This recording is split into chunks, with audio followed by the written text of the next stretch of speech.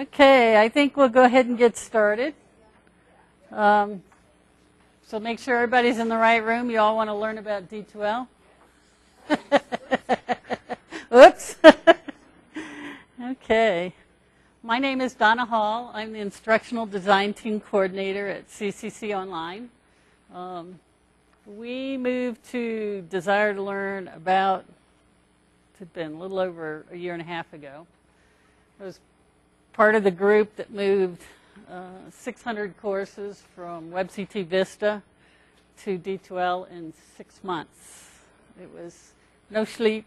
What's CCC Online? CCC Online is the Colorado Community Colleges Online. We're a consortium that offers online courses for all 13 of the Colorado Community College System colleges. Okay.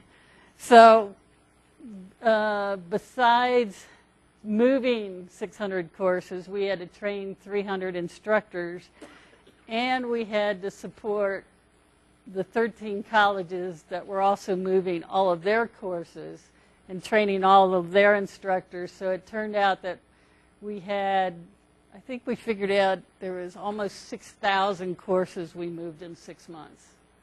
So these are some tips and tricks that I learned along the way. I invite you all to add tips and tricks because we all learn from each other.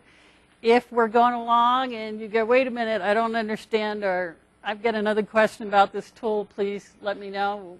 Let's take the questions as we go. So how many of you have been using Desire to Learn? How many of you are new to Desire to Learn? Okay.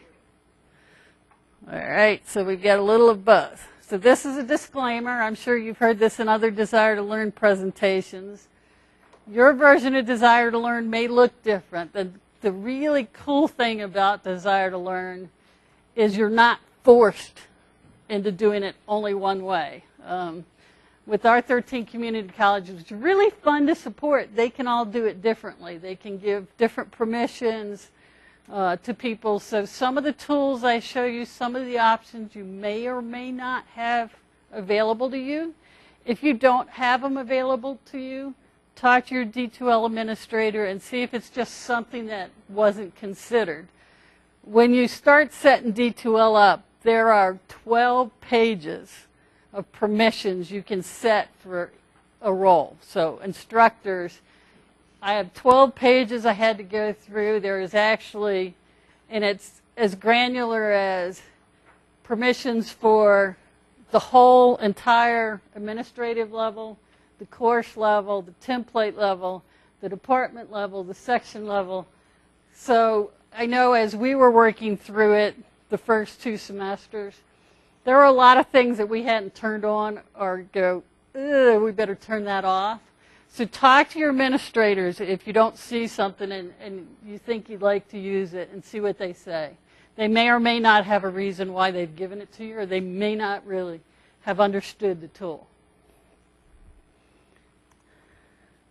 Okay, so browsers. The one thing we discovered is that Firefox is much faster than Internet Explorer on PCs.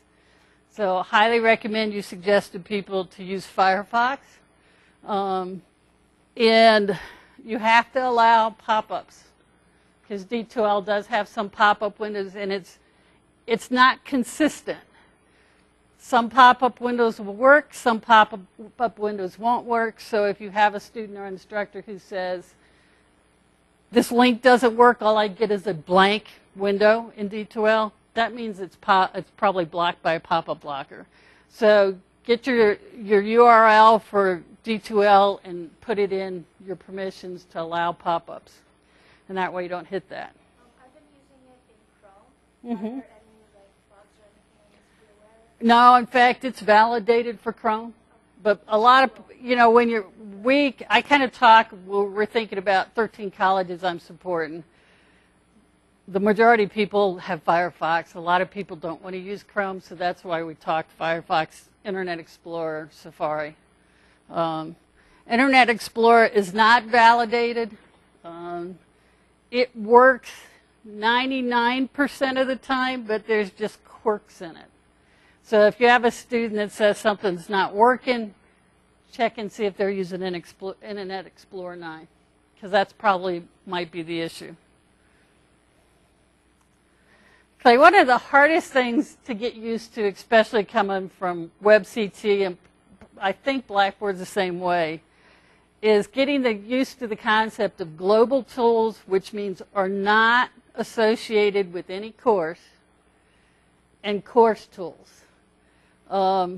What we've done at the CCCS system is we've put all the global tools in the upper left-hand corner nav bar, and all the course tools in the bottom left nav bar. So you can kind of tell the difference.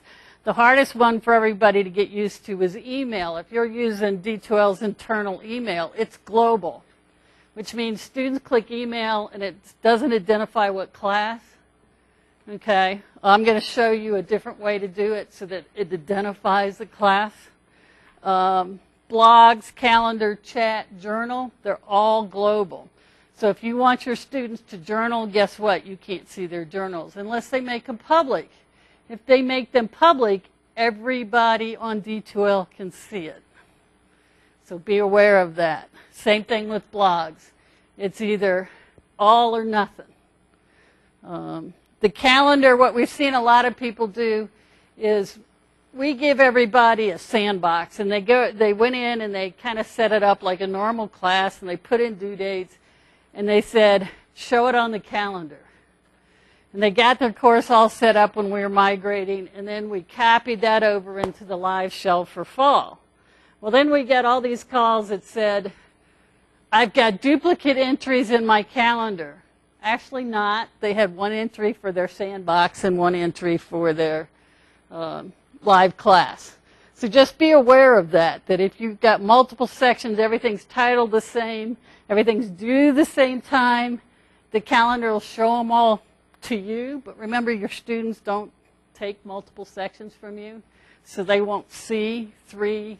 If you're teaching 3 sections, they won't see 3 entries, they'll see 1. Okay? Course tools are things like content, the class list, discussions, Dropbox, grades, quizzes, stuff that is specific to a course. So just be aware of that. And if something's not working right, you need to find out if it's a global tool or a course tool. Okay, so the first thing you should do when you get into D2L is go to the My Settings widget and set your preferences. And I'm going to go ahead and go live. I took screenshots because you know how if you don't take screenshots, the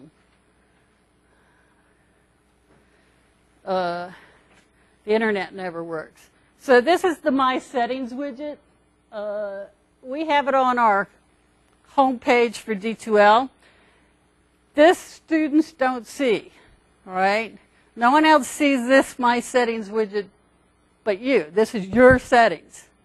So each person has their own. So if I'd uploaded a picture, my picture would be there. A lot of instructors have made the mistake. They think, well, there's my picture. My students can see it. No, they don't see this. They see theirs. Okay? So what you want to do is go into Preferences and take a look at the preferences. Online status, this would be like for the pager. So if you don't want people to page you constantly, and I'll tell you, students love the pager, you can have it so it just sets you to always be offline. Appearance and accessibility.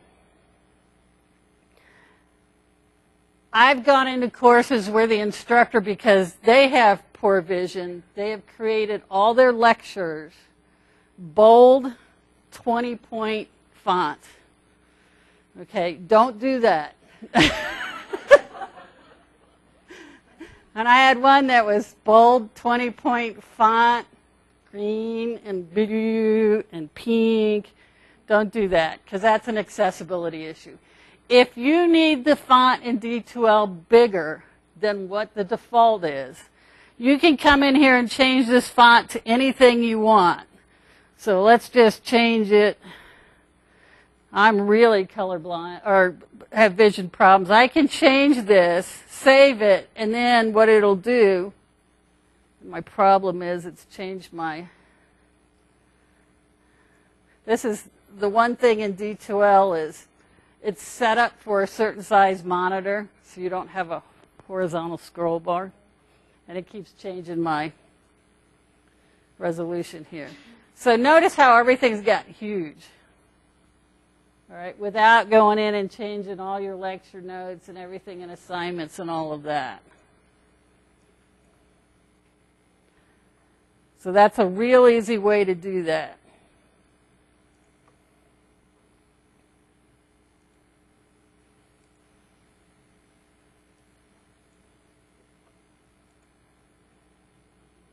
Okay. Now, you go in and you change stuff and you say, I don't like that, but I don't remember what it was. I really liked what it was. This little restore button right here restores it to the default. You'll see this in a lot of places. So play around if you see a restore button because you can always get it back. Okay? So language, if you're teaching online in region, if you're teaching online and you happen to be in a different time zone, you can switch this. If your college has bought the language packs, a student or you can actually switch what everything views in language. And D2L has, I remember how many they said they have. I think there's like 20 or 30 different languages now, including languages that read from right to left. So they do a really good job on that.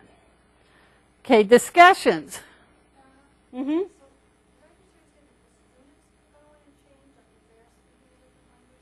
If your college has bought the language packs, it will switch it.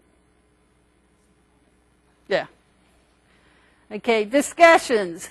You can also set these discussion settings right in discussions, but we just look at them here. The biggest one that everybody needs to think about is grid style, reading style. It's a 50-50 split on which one people like. Okay, so let me just pull up my PowerPoint here and take you down to that. So reading style, what it does, it expands everything. You just scroll down and keep reading. Okay? Problem with this one is once you finish reading it, you have to click, this would normally say mark read. Okay, because I've already read this one. You have to click this to remember to mark it that it's been read. Okay? It doesn't automatically, as you go through them, mark them as read. So that's a problem. I actually like this style because I can go faster. Reading down, I can skim real fast. But I've got to remember on each one to come in here and click mark read, mark read, mark read. Or it doesn't do it automatically. The other way is grid style, which I can click on the first one and then it'll automatically mark it red and you can arrow through them. It's a little slower. The problem is it only goes through one thread. When it comes back here, you got to come back out, click it, go back in. You know what I started doing is I'll actually mark all of the checkboxes down the side, then go into the printable view, read the printable view, and then that's the rules. Yeah. So. You go back to that grid style, and the printable view shows you the other view. Okay, so let's look at what she's talking about here.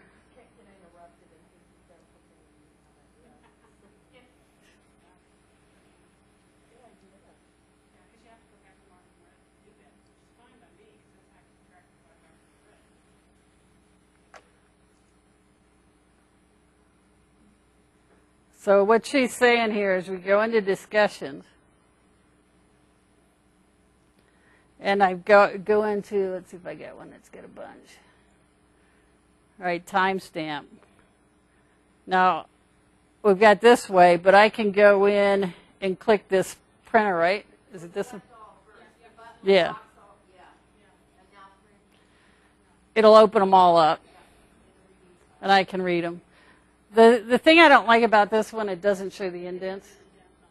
So you're not sure who's in it, who's doing what. But you can selectively pick which ones you Yeah. want to put in the printable view. Yeah. So keep track of that way. And if you're one of those that want to keep this, I can hit print, and I can either print it out or save it as a PDF. Donna, I want to point out that your setting, your reading style does not affect the student's Yeah. setting. And so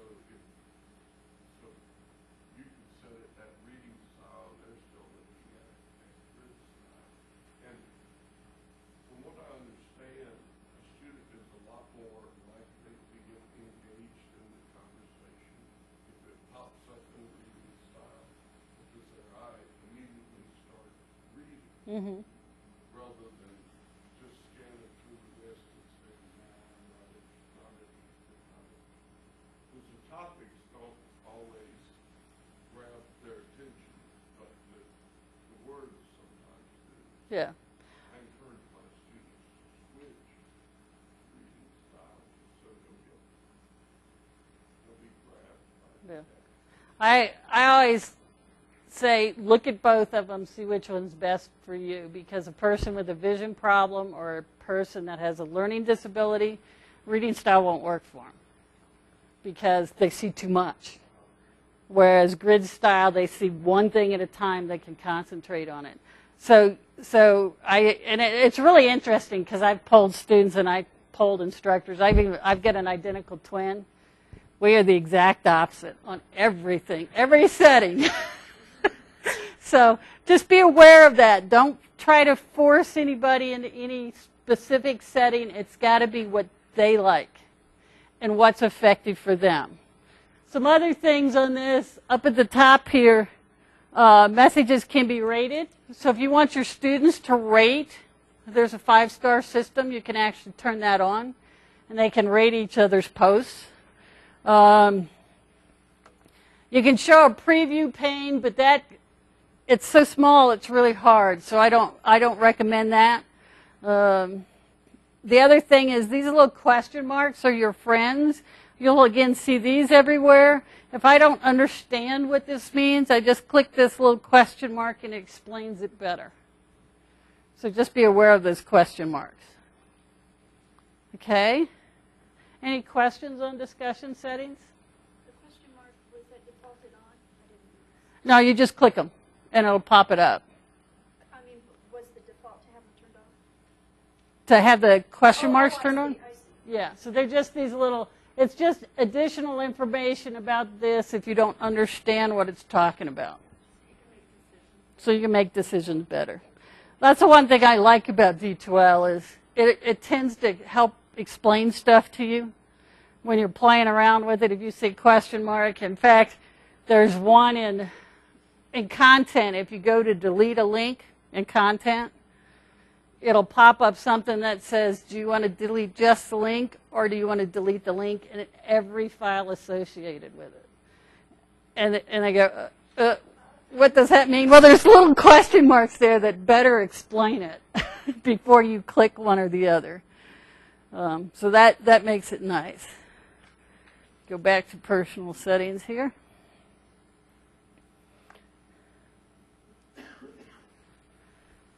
So email. One of the great things you can do in D2L is you can track the activities sent to an internal email address. So if you're using D2L's internal email, it'll actually track it just like you can track in Outlook. And so you've got emails, and you know how students always respond to you with some vague statement, and you're like, and they don't have the reply in it. So you're like, what in the world is this student talking about? Well, if you turn on track, it'll give you a link to go back to every email that's associated with it, so you can figure out what they're talking about. So that's really great.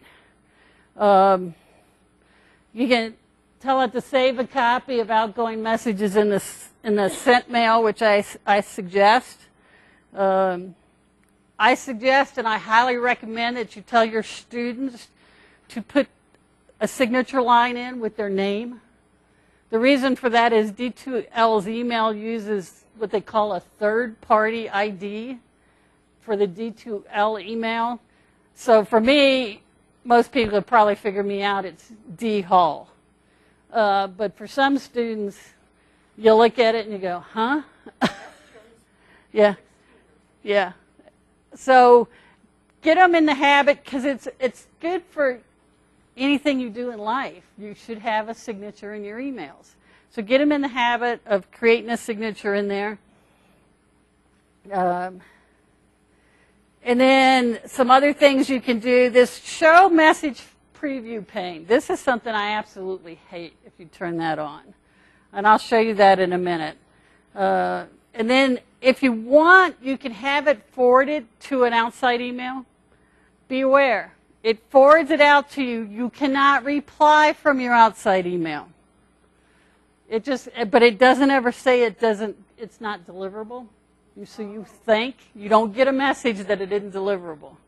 You think it goes somewhere, and it's the D2L gremlins that get it. I don't know who it is. Someone gets it. So be aware of that. The only reason you use this is just so that it prompts you that you have email in D2L. That's it. Okay? Colleges, I think, want you to have your college email account, not a Yahoo or Gmail. Yeah. Because of Yeah. So let's look at this show message in a preview pane. So right now I don't have message in a preview pane. So when I click an email, it pops up in a new window. Makes it easy for me to read. If I have, and again I can change the settings right here. If I have it set to show message in a preview pane,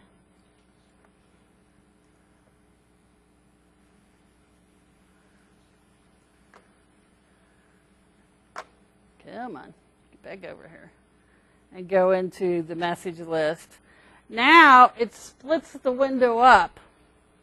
So I've got to know, as a student and as an instructor, I've got to scroll here, find the email, and then get down here and scroll and try to read it.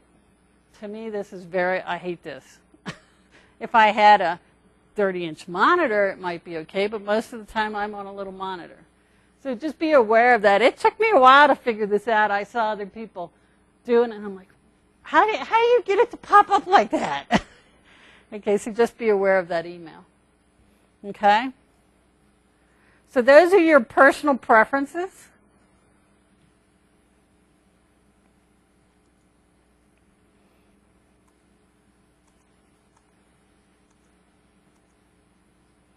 And then the last one is the pager, and I've got a funny story about this one. So I'm sitting and talking with another D2L administrator at another college, and we're hearing this beep, beep, beep, beep, but it's down over here. And it's like, someone get a phone? You know, what is it? Beep, beep, beep, beep, and it's just continuous.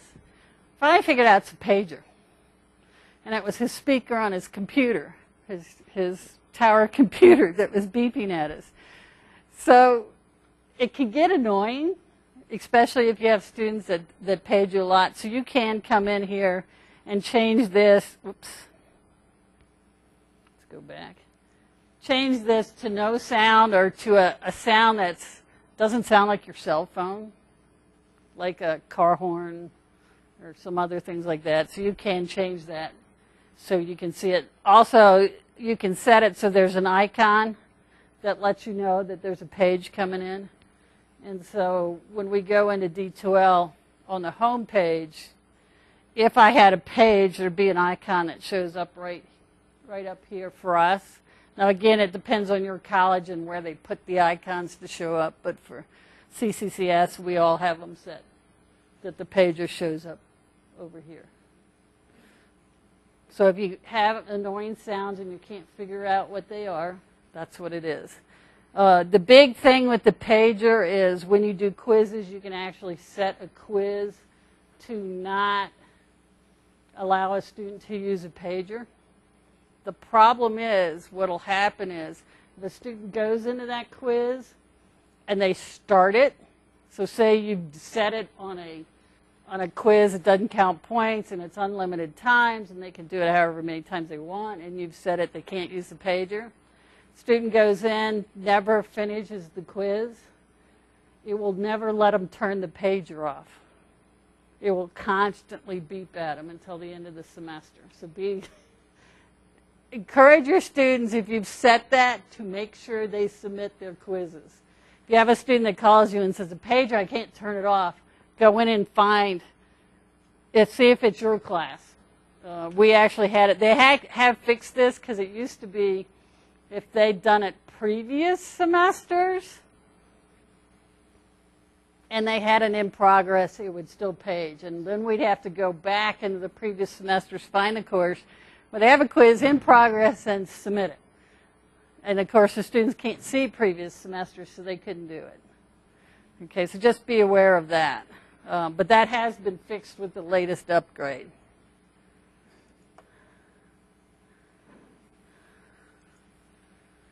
Okay. So user links widget. This seems to be really hard. I know I had a hard time at first understanding it. And it's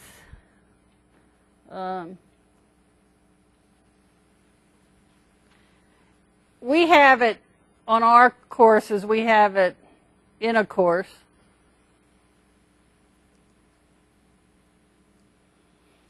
And we have it over here on the right-hand side. The thing about user links widget is a combination of two tools. User links, which are personal links that you can create that only you see, and course links that the instructor creates that everybody in the course sees. So when I first started using user links, and I go, okay, pencil means edit, so that must mean this is how I edit user links, and I click it, and it says no links. That means there's no personal links. There's another tool called links up in the nav bar. If I click that, it shows me all the global links. Okay? So you've got to kind of understand the difference that user links, if you click the edit on the widget itself, it's your personal links. Only you see them.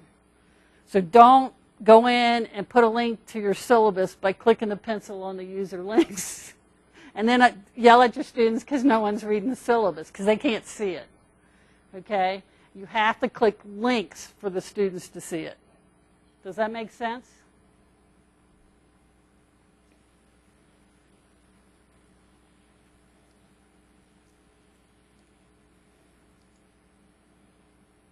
Okay, so again, in the widget itself, if you click it, it's private.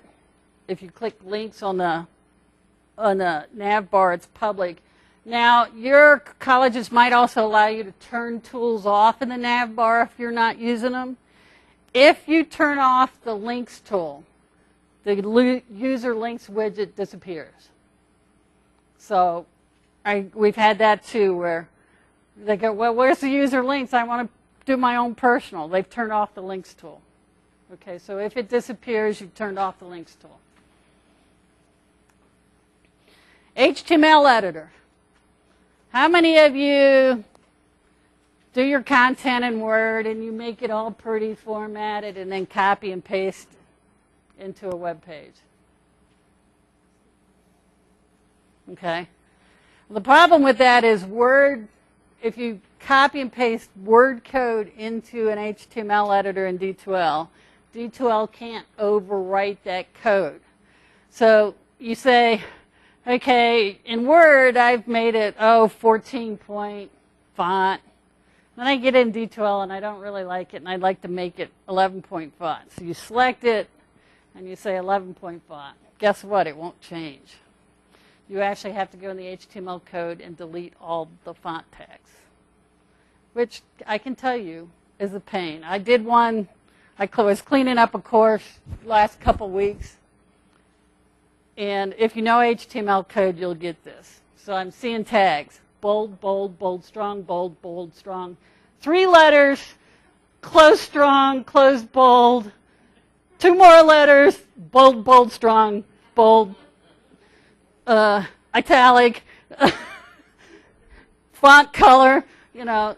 I mean, it was, so when I looked at this HTML page to begin with, I mean, it was this long. By the time I got all the code out of it, it was this long.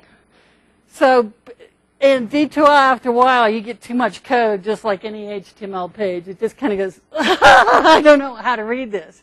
So be aware of that. Highly recommend that you, if you're doing it in Word, don't format it. Save it as a text file, then copy and paste it into D2L and format it in D2L. D2L is very much for accessibility. The HTML editor puts the right code in for accessibility. So it's better to let D2L do it. Word has really crappy code. Okay, so just text and then format it. The thing that you'll see, especially in Firefox, how many of you have tried to copy and paste into D2L and get that stupid message that says, will not allow you to copy and paste? Click here to understand, to know why. And then it says, go find this file and put this, yeah. Control V, Command V, actually works. Okay, so if it gives you that error, use the shortcut keys. You can't do right paste click. You can't, in the HTML editor, you can't go edit paste. You have to use the shortcut keys. So if it gives you the error and says you can't do it, try your shortcut keys. Okay. We'll come back to the toggle full screen. One of the things we've noticed, especially if you're teaching more than one class and you're kind of switching back and forth between classes, or as an administrator, I was not only switching back and forth between classes, I was switching back and forth between colleges. Well, D2L gets confused after a while, and all of a sudden things don't save. I actually had it where I got to the home page, and I couldn't see the list of courses. It was blank. Things just disappeared, and I'm like, and I had been playing around with permissions, so I'm like, oh God, what did I said I shouldn't have? So I decided, oh, it's time to take a break. So I closed my computer down, and then came back 10 minutes later, and it's fine. So if something starts working funky, and most of the time what I hear with instructors is, it won't save. Okay? Close your browser completely down so it deletes the cookie, and then open it back up. But you got to close all your browser windows. If you're like me, you tend to have Safari, Firefox, you know, 3 versions of Firefox open. Close them all down, and then open your browser back up, and that fixes it. Okay, it actually has gotten a lot better. But if you ever have that happen, we always just close the browser down, close all your windows, open them back up, and it usually will fix it.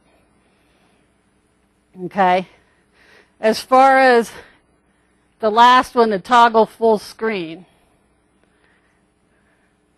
So anywhere there's an HTML editor, how many of you go, I'm not using the HTML editor because it's this little tiny window and I can't see what I'm doing? Does anybody know about the toggle full screen? This little button right here, if you click it, opens up to full screen. So now it's more user-friendly as far as typing and formatting and all that. When you're done, you have to toggle it back in order to see the save button. So just toggle it back, and then you can scroll down and hit save. Okay, but this is anywhere the HTML editor is, so anywhere you see a pencil. Okay, if you should come in, let me change one setting here because this has gotten people. And my preferences. Under accessibility, there's this HTML editor. A lot of people don't really read what this says. They think, oh, HTML editor, check it. It says turn off rich text editor and view source. So if I check this and hit save, here's what my HTML editor looks like. Oops, the wrong thing. It shows me the HTML code. And there is, I can click in here, I can do whatever I want. It doesn't change. Okay? So if you have someone say, or your students or anybody say, all it's doing is showing me this code, I don't know what it is, then just tell them to go to their personal preferences and uncheck that box. Mm-hmm. If you're a coder, there are people that love to code.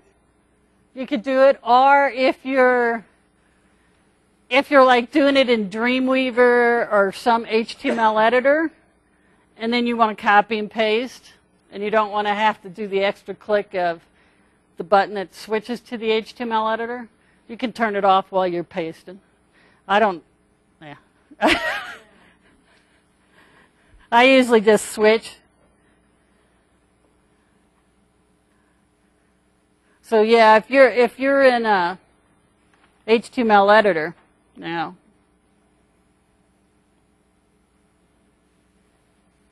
and I need to see the code for some reason because I'm trying to change the font and it won't change, then you just click this button to the left and then it'll switch you to that box and actually open it in a new window for you.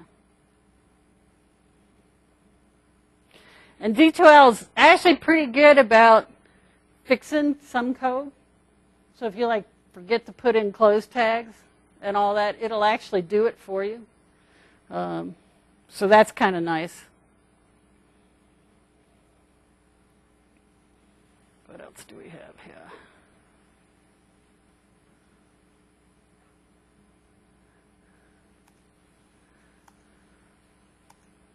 Okay, Course Builder. Have any of you used Course Builder?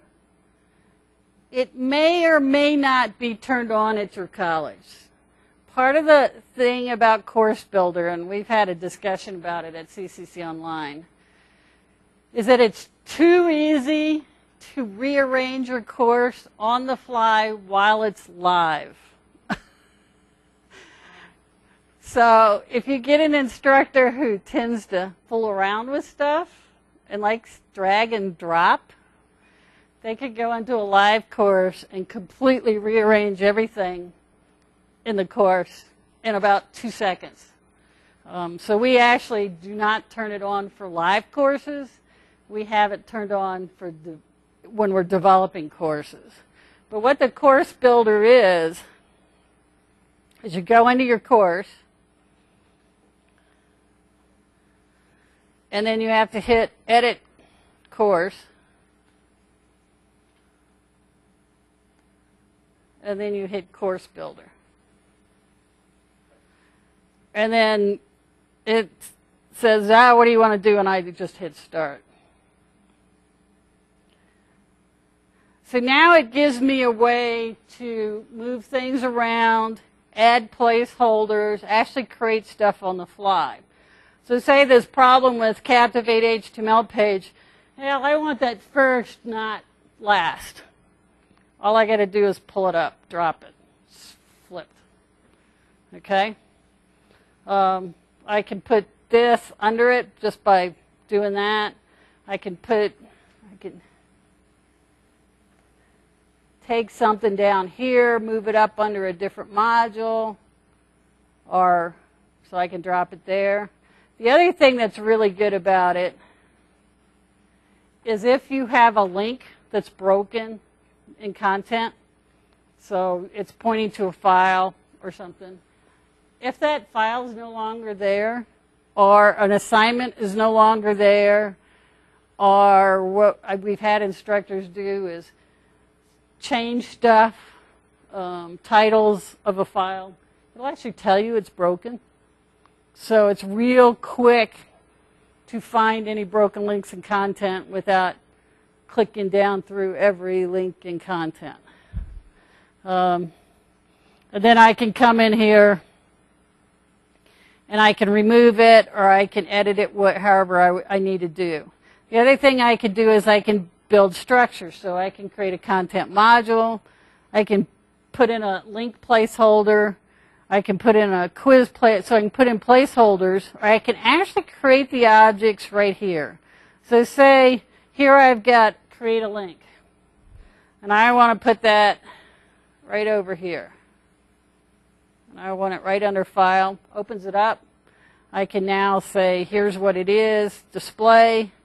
If I need to insert a quick link, so let's just say I wanted to link to Google. Insert a quick link. What kind of quick link? I want a URL.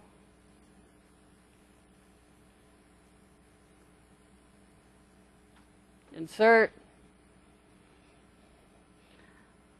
And then I only want to see them on these days, and I want to display the accounts all right there.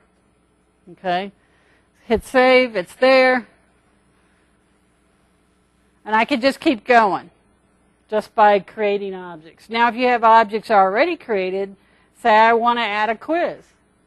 And I already have quizzes created, so I just click quizzes. Okay, I want this assessment tool 1, and I want it right there. Pull it in. So it's just a real fast way to organize stuff. So we had, what we just used it for is we had instructors decide that in a philosophy course, it was second semester. The first unit was the same for both semesters, and we're going, it's short enough time, why are we repeating the content? So he said, actually unit 5 is really huge, so let's split it. So let's get rid of unit 1, but move everything up and split 5. And it took all of 5 minutes to do, just by doing it this way. Whereas if I'd gone into content, and I wanted to do it, I'd have to come in here and I'd have to click the edit pencil, or what I tend to do is I click this down pointing green arrow, because now I can hit edit and I can say, oh, the parent module shouldn't be HTML, it needs to be up under file for Donna. Then I can hit save, and then I've got to close, and then I need to go to the next file, so I hit next, and then I've got to edit that. So it's much slower this way. Okay? Mm-hmm. Can you say a little more about why you don't allow instructors to rearrange the course once it goes live? The main reason is because we've seen instructors really rearrange. Like take Unit 1 and all the quizzes in Unit 1 and put it in Unit 5 after the students have already done part of it. Okay? Or they decide they want to move part of the files of the syllabus down into Unit 5 because that's what it pertains to. And so now it's not in the syllabus, and then there's this question of is it a contract or not because it's not in with the syllabus unit. So just to keep from students panicking, that, you know, all right, I've gone in, I don't know about you all, but when I'm a student, I go in and I kind of go down through everything pretty fast. Just kind of see what it is, how it's laid out. And if I would come in 2 days later and, am I in the right class? You know, okay, was I dreaming? Okay, so that kind of stuff. And you've got to be aware of that, because, yeah, it's fun, and I've heard instructors say they like to hide stuff. You've got to remember about different learning styles. For a student that has a learning disability, something like that can just absolutely terrify them and panic them. So first off, you need to let them know it's happening so that a person like that doesn't get so terrified. Because I tell you what, I've had calls from students that, the instructor decides to delete a quiz. Okay, I'm going to be nice. You don't have to do this quiz. And I've actually had students call freaked out because the quiz has disappeared. Even though in news it says this quiz, you know. So just try to keep it consistent for the students. Okay? Questions on Course Builder? There is, if you're designing courses and you really want to think about the pedagogy and learning styles and all of that, there is an instructional design wizard. it takes a while to go through. You have to know your objectives for each unit, your competencies and all of that. But it's a great way if you need an instructor, really think about what is he trying to assess his students, how is he assessing, is he addressing different learning styles. The instructional design wizard is great, okay? But we won't go through that because that's pretty involved. The biggest thing for this is quickly rearrange your content, identify any broken links, add modules, placeholders, and you can create or add any of the objects that are in D2L. Okay, manage dates. How many of you at the beginning of the semester go, oh God, I've got 5 quizzes, I've got 20 discussions, I've got 20 assignments, and I've got to change the due dates on all of them. And you kind of put it off because it's like, I hate doing this because you click the assignment, click edit, click restrictions, change the dates, click save, go to the next one. It takes forever. Okay? Well, with manage dates, you can edit individual dates. You can roll all dates forward, which means I can count the number of days, say from this semester, where I want it to start, and I can roll everything by a certain number of days. I can also right there tell it to show in the calendar. It'll also show me visibility. So if you've put on some type of selective release or restrictions, say one student on a quiz needed more time, it will let you know you have a restriction. You can't change it there, but you can at least know that it's there and remind yourself to go take it off. Okay? So let's look at that. So again, I'm in my course. I hit Edit Course. And I hit Manage Dates.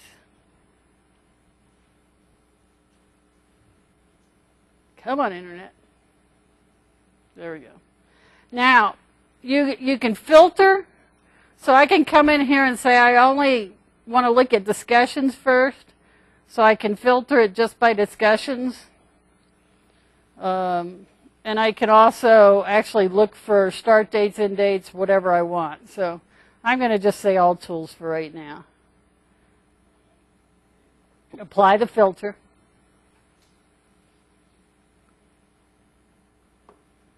And then it brings everything up. So it shows this is a content, it's a topic file, here's the file, here's the dates.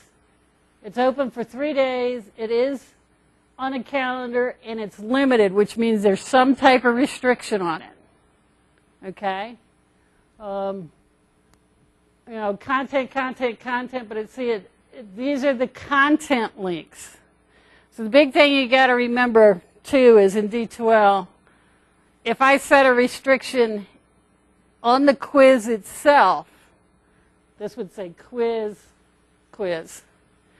If I've set a restriction on the content link to the quiz, it's going to say content quiz. Okay?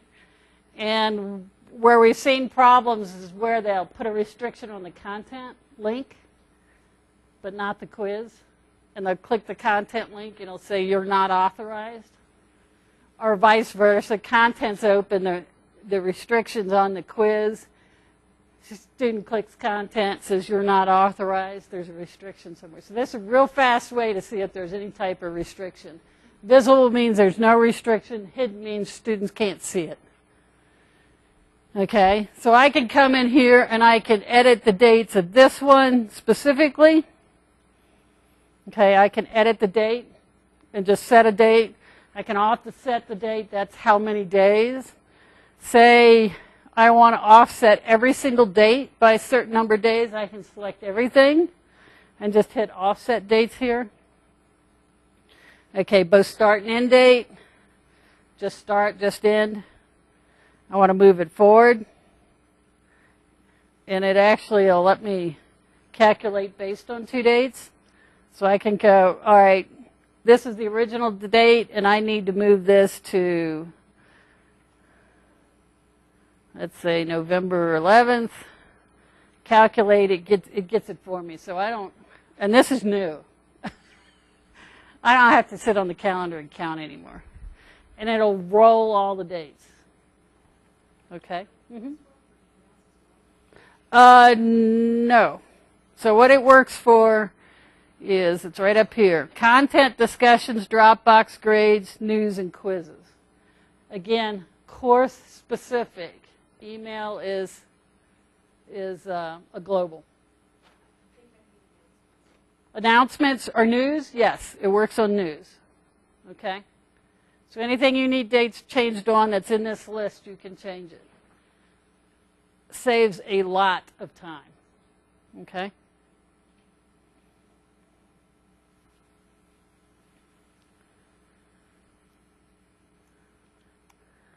Okay. Grades. Couple of things with grades. One is the grades wizard. When your course is copied from semester to semester, your grade settings do not stay. They revert back to the default. So you need to run the grades wizard every semester. In the setup wizard here, it talks about, are you doing points, formulas, weighted grades for the final calculated grade? Do you want to release the grade? The one that a lot of people, and again, this is one that some people like, some people don't, is whether you treat ungraded items as 0, or you treat ungraded items as it's not counted as part of the total possible points. Pros and cons to both. If you treat it as it's not a grade at all, you've got to be aware of, for any assignment a student doesn't submit, you need to post a 0. Because if you have a student that comes in and submits the first assignment, gets 100% on it, their final grade at the end of the semester will say 100% A. Okay, because it's only looking at that one grade. All right, so you've got to be aware of that. If you treat it as 0, the final calculated grade is going to read F for quite a while until they get enough points to move it up to the DCB. Some instructors like it one way, some instructors like it the other. Just be aware, okay, of how you do it. Your grade schemes, whether you want to use the default percentage or you have some other grade scheme you want to use, how many decimal places do you want to see? You know, do you want to display the points, the grade scheme symbol, which usually is your letter grade? That kind of stuff is all in this wizard. And it depends on how your college has set the defaults is what you need to change. Okay?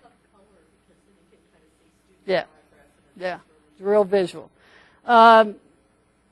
Grade schemes, something to be aware of this. As you're going through the wizard here, we'll go through this real quick.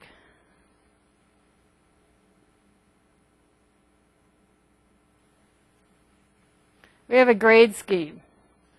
If you happen to have, and you can see here we have a lot of grade schemes. If you happen to select the grade scheme that's blank, meaning it only has a title, and you finish this wizard, it will lock your grade book up. Okay? So make sure if you're going to switch to a different one other than default percentage, preview it. Make sure there's something in it before you set it as your default. Because if you lock your grade book up, D2L has to fix it. Okay? It's actually fairly easy. But it was happening so much at CCC Online, D2L actually told us how to fix it.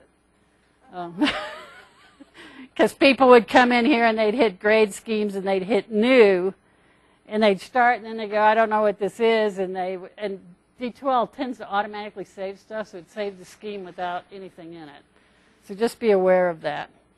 The other thing to be aware of is, hang on, let me switch this. So when you first come into grades, and it tends to bring you into inner grades, and you come in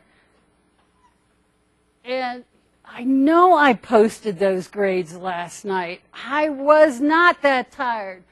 All my grades are gone. Okay, there's two ways to see them. You can switch to spreadsheet view, which will show them to you. Okay, but to eliminate panic, go into grade settings and check point grade in scheme symbol. You have to do this on every class. This is not a global setting. Okay, but then you will see your grades when you come in, and I'm back in standard view. Okay, I will see my grades.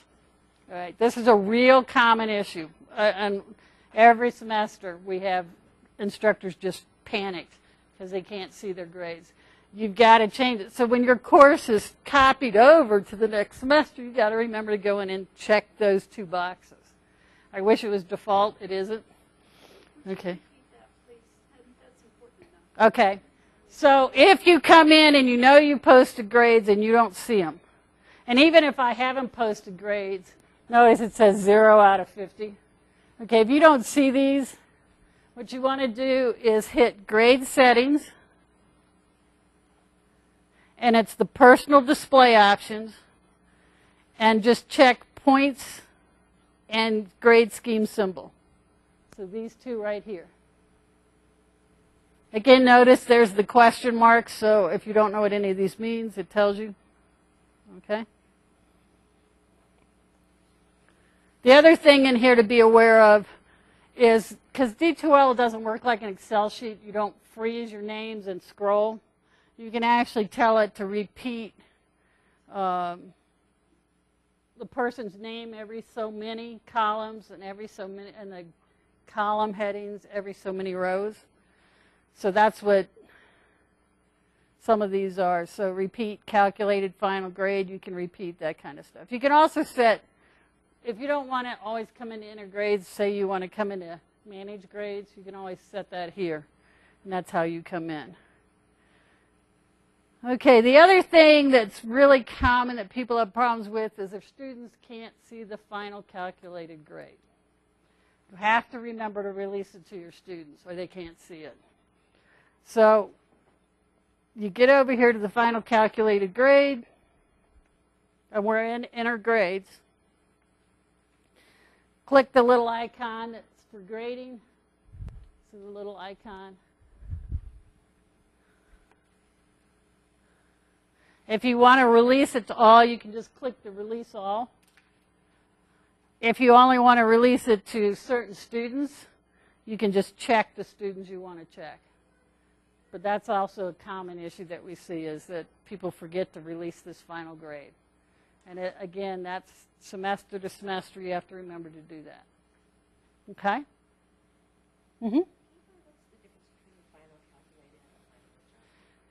Final calculated is it just adds or does whatever you've told the formula to do. So if you're doing points for final calculate, it just adds all the points.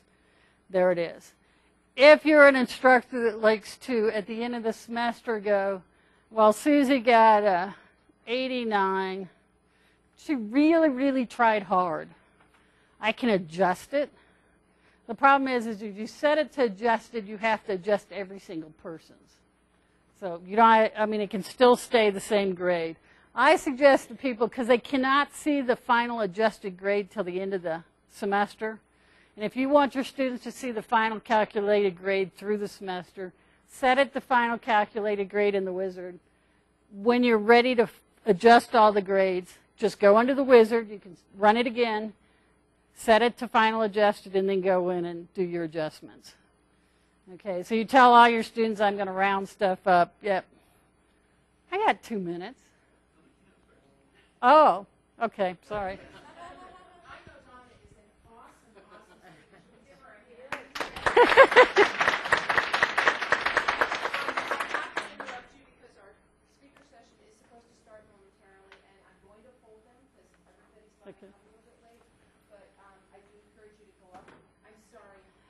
I was thinking I was good until 5 after, but Chris, you were supposed to catch me at the beginning when I was, yeah, okay.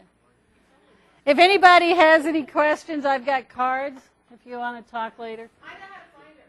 Yeah, she knows how to find me.